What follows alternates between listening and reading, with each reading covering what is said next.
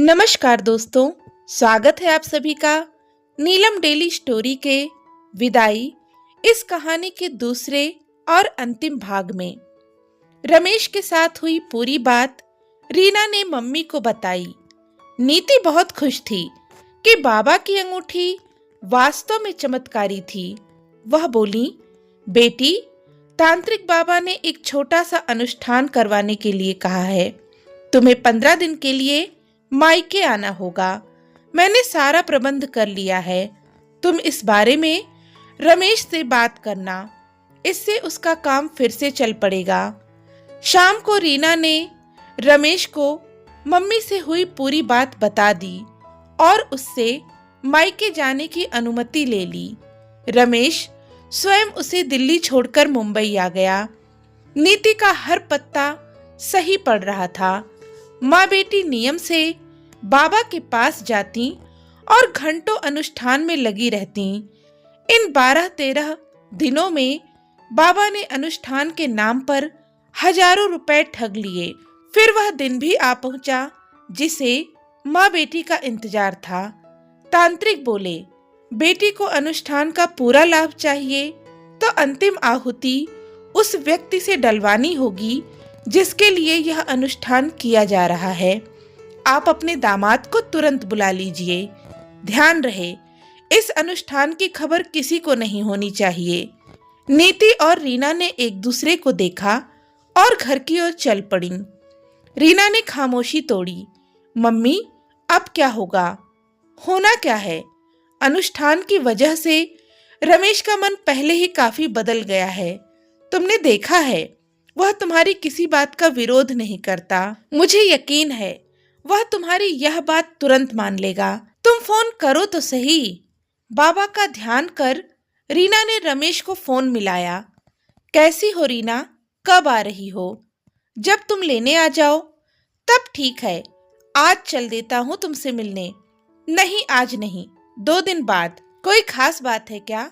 यही समझ लो, मैं जिस काम के लिए आई थी वह 2 दिन बाद खत्म हो जाएगा और उसमें तुम्हारा आना जरूरी है। आओगे ना? जैसी तुम्हारी आज्ञा।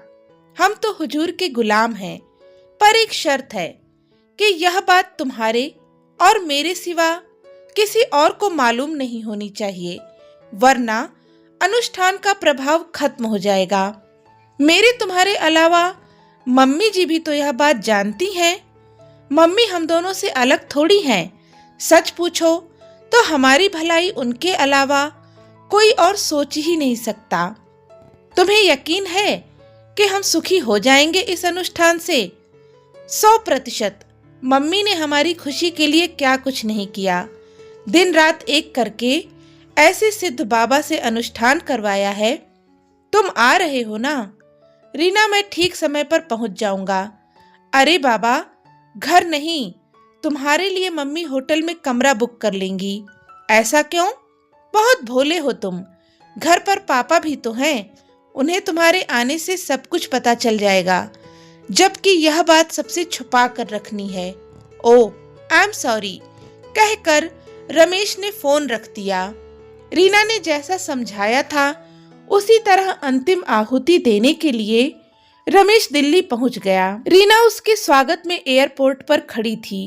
वह रमेश को लेकर सीधा होटल आ गई और रमेश से लिपट कर बोली, 15 दिन मुझे कितने लंबे महसूस हुए, जानते हो?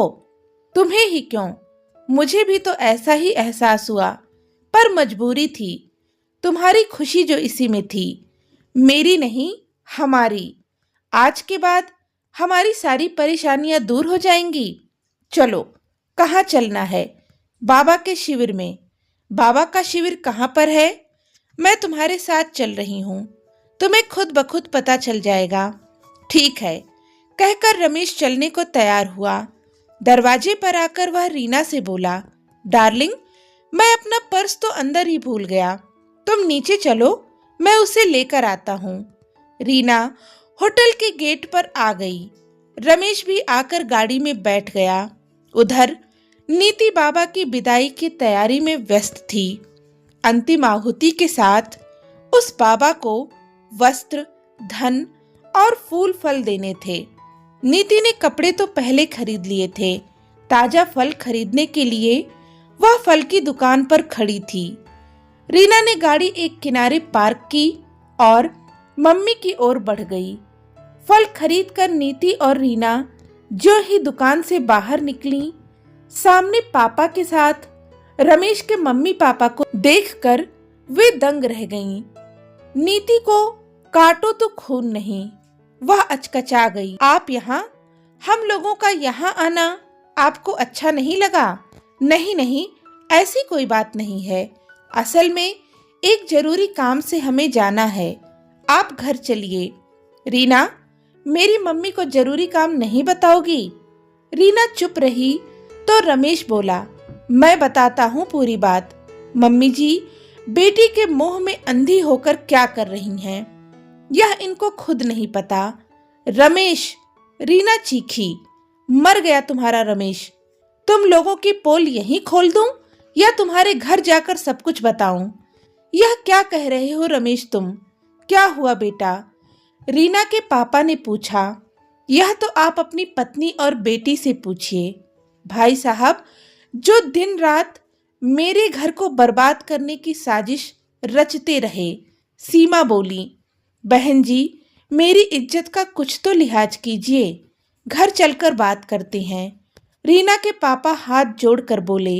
सीमा एक नेक इंसान की बात ना टाल सकी। घर आकर उन्होंने पूछा, माजरा क्या है नीति? यह क्या बताएंगी? मैं आपको बताती हूँ, सीमा बोली। शादी के दिन से ही आपकी बेटी ससुराल में नहीं रहना चाहती थी। वह अपनी हर इच्छा रमेश पर लादती रहती और उसके मना करने पर आत्महत्या की धमकी देती। बेचारा रमेश क्या करता, चुपचाप सब कुछ सहन करता रहा। यह हर बात अपनी मम्मी को बताती और आपकी पत्नी अपनी बेटी रीना को उल्टी शिक्षा देती ताकि बेटी को ससुराल में ना रहना पड़े। यह सच नहीं है, नीति बोली। तो आप ही बता दीजिए सच क्या है? रमेश तीखे स्वर में बोला। मेरे बेटे को वश में करने के लिए यह माँ बेटी किसी बाबा से अनुष्ठान करवा रही हैं। विश्वास ना हो तो खुद चलकर देख लीजिए। हम स्वयं उस बाबा से मिलकर आ रहे हैं, सीमा बोली। क्या यह सच है? पापा ने पूछा। यह क्या जवाब देगी? इसने तो एक पल को अपनी ससुराल को अपना नहीं समझा। इसमें इसका भी क्या दोष?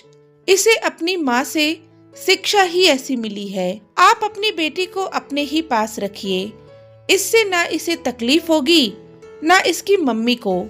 मेरे बेटे को भी इनकी ज्यादतियों से मुक्ति मिल जाएगी।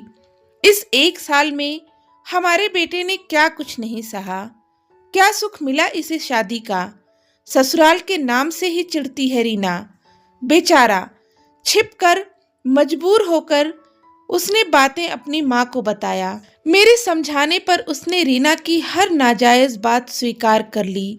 मुझे उम्मीद थी कि रीना को एक दिन अपनी गलती का एहसास जरूर होगा, पर वह दिन देखना शायद हम लोगों की किस्मत में ही नहीं था। हम जा रहे हैं, आप अपनी बेटी को अपने पास रखिए। अगर हम इसकी हरकतों से तंग आकर इसे वापस मायके भेजते तो किसी को हमारी बात पर यकीन न होता, तब हमें ही दोषी ठहराते। आज सब कुछ आप अपनी आंखों से देख सकते हैं, रमेश के पापा बोले। सीमा पति व बेटे के साथ जाने लगी तो रीना के पापा ने उनके पैर पकड़ लिए। भाई साहब, इसमें आपका कोई दोष नहीं है। नीति जी ने आपको घर का मुखिया समझा ही कब? पहले यह खुद मनमानी करती रहीं, अब वही सब बेटी के साथ दोहरा रही हैं। मेरी बेटी की गलती को माफ कर दीजिए, रीना के पापा बोले। रमेश उनसे हाथ जोड़कर बोला, पापा जी, ससुराल में रीना को रहना है, इसमें आप और हम क्या कर सकते हैं? मम्मी के शह पर रीना ने कभी आपको पिता होने का ओहदा न दिया। जो लड़की पिता को कुछ न समझे वह ससुर को क्या समझेगी? अभी हम जा रहे हैं, बाकी निर्णय तो रीना को लेना है। रमेश, अपने मम्मी पापा के साथ वापस चला आया।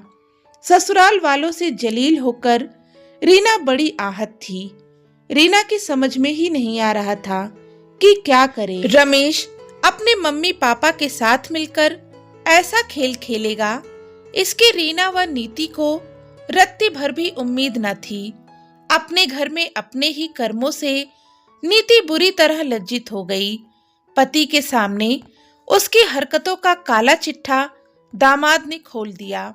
उनके जाते ही रीना के पापा बोले, तो माँ बेटी की हरकतों ने आज मेरी इज्जत सरेआम उछाल दी। जो कोई भी सुनेगा थूकेगा तुम दोनों पर। कितनी ओछी हरकत की है तुम दोनों ने। आज पहली बार नीति ने पति की बातों का पलटकर जवाब नहीं दिया। दामाद को अपनी ओर करने के चक्कर में वह खुद एकदम अकेली पड़ गई। नीति को गुमसुम देखकर रीना बोली, मम्मी, जो होना था सो हो गया। शायद मेरे भाग्य में यही लिखा था। अब मैं आपको छोड़कर कहीं नहीं जाऊंगी। तुम्हारे ससुराल के रास्ते मैंने अपने हाथों से बंद किए हैं बेटी, उन्हें खोलना मेरा ही फर्ज है। कहकर नीति ने अपनी ननद को फोन मिलाया और सारी बातें ज्यों की त्यों उन्हें बता दी। शशि ने भी भाभी की कही बातें सुनी तो उसके पैरों तले जमीन खिसक गई। उसने ही रीना का रिश्ता अपने ससुराल के दूर के रिश्ते में करवाया था। भाभी, तुम चिंता मत करो, मैं सीमा व रमेश से बात करूंगी। शशि, मुझे माफ कर दो। यह बात लोग सुनेंगे तो कहेंगे कि दामाद ने मेरी नासमझी को मेरे ही घर में सबूत सहित सबको दिखा दिया। मेरे लिए तो चुल्लू भर पानी में डूब मरने के अलावा कोई रास्ता नहीं है। भाभी, हिम्मत रखो। जिंदगी के रास्ते एकदम सीधे नहीं, टेढ़े मेढ़े होते हैं। एक रुकावट आने से मंजिल नहीं छूटती, रास्ते का फेर बढ़ जाता है। रीना को तुमने ही लापरवाह बनाया है तो तुम्हें ही सुधारना होगा। मैं सब कुछ करने को तैयार हूँ, बस रीना को इस बदनामी से बचा लो। एक अच्छी पत्नी का अच्छी बहू होना जरूरी है। तुम उसे इस बार रमेश के पास नहीं, सीमा के पास लेकर चलो। मैं भी वहीं पहुंच रही हूँ। नीति के पहुंचने से पहले शशि सीमा के पास पहुंच चुकी थी। सीमा, रीना मक्कार नहीं, भटकी हुई है। उसे रास्ता दिखाना तुम्हारा फर्ज बनता है। नीति के लाड प्यार ने आज उसे इस स्थिति पर ला दिया है। यह दो जिंदगियों का सवाल है। शशि के समझाने पर उसका आग्रह सीमा टाल न सकी। बहन जी, मैं वादा करती हूँ कि आपके परिवार के बीच कभी कोई अड़चन नहीं डालूंगी। नीति सिर झुकाकर बोली, यहाँ तक कि रीना से बात तक नहीं करूंगी। इसे जो कहना होगा अपने पापा से कहेगी। मैं रीना को आपकी छत्र छाया में छोड़कर जा रही हूँ। हो सके तो इसे भी कुछ अच्छे संस्कार सिखा दीजिएगा। यहाँ रीना के जीवन का प्रश्न है और उसे पति व उसके परिवार के साथ खुद को एडजस्ट करना है। हम उस पर कोई बोझ नहीं डालना चाहेंगे। सीमा बोली, मम्मी जी, मुझे आपकी हर शर्त मंजूर है।